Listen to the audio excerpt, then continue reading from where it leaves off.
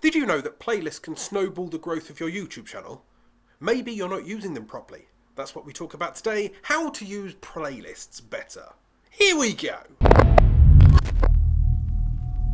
Hello and welcome back to another video. Now if you're new around here and you're looking to start a YouTube channel, grow your YouTube channel, or push your brand out there onto the second largest search engine on the internet, click subscribe, start creating. Playlists are often overlooked by YouTubers. Playlists are your extra additional boost that YouTube places on a silver platter that you're just leaving on the buffet and not picking up. Did you know that playlists can not only snowball your watch time, but also gain subscribers and rank in search engines? Now, before I deep dive into how you can be using playlists better, I want to know, do you create playlists? How many playlists do you have on your channel? Do you create them on a regular basis? Or have you set up one which is all videos and all vlogs and that's it? Please leave a comment down below. Now, when you're creating content on YouTube, it's very, very easy to just keep throwing up the next video. Here's one, here's the other, Monday, Wednesday, Friday, Monday, Wednesday, Friday, for months, for years on end,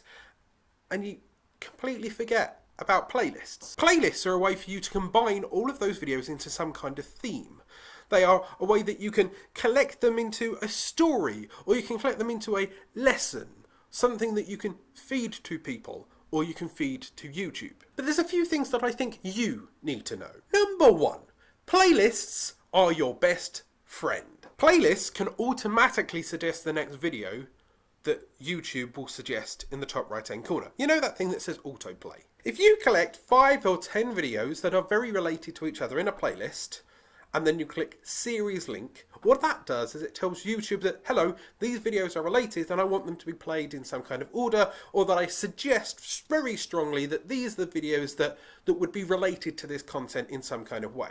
Whether it's a top 10 list and you're working your way through step 1, open a YouTube channel, step 2, create branding, step 3, right? Unless it's a series like that, then it forces it that way. 2, those series playlists can also be interlinked. Now, if I've done a playlist of, say, for example, how to live stream on YouTube, and in that playlist and in those videos I refer to my other playlist, which happens to be the YouTube algorithm and how it works, and in the YouTube algorithm playlist I link to another one that's about how to get more views and how to get more subscribers. What that does is it generates a kind of spiral of views.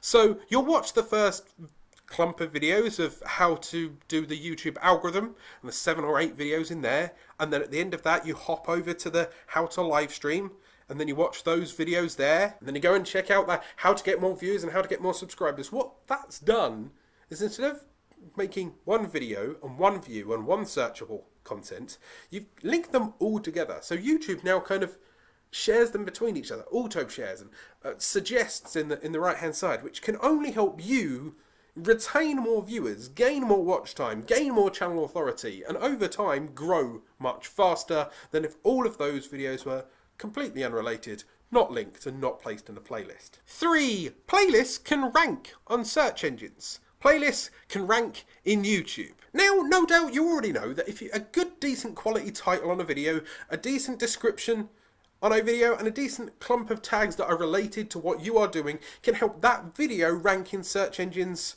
and in YouTube search algorithm and get you traffic. But if you optimize the playlist title, the playlist description, and basically curate it properly with an eye-catching thumb and an eye-catching detail, it can rank as well. What this does is it amplifies the kind of power that you have within that niche. So let's say you've done 10 videos on Kylie Jenner lipsticks, right? And you can title it Kylie Jenner lipstick reviews, and then your description's all about Kylie Jenner and her lipsticks, maybe even listing those products.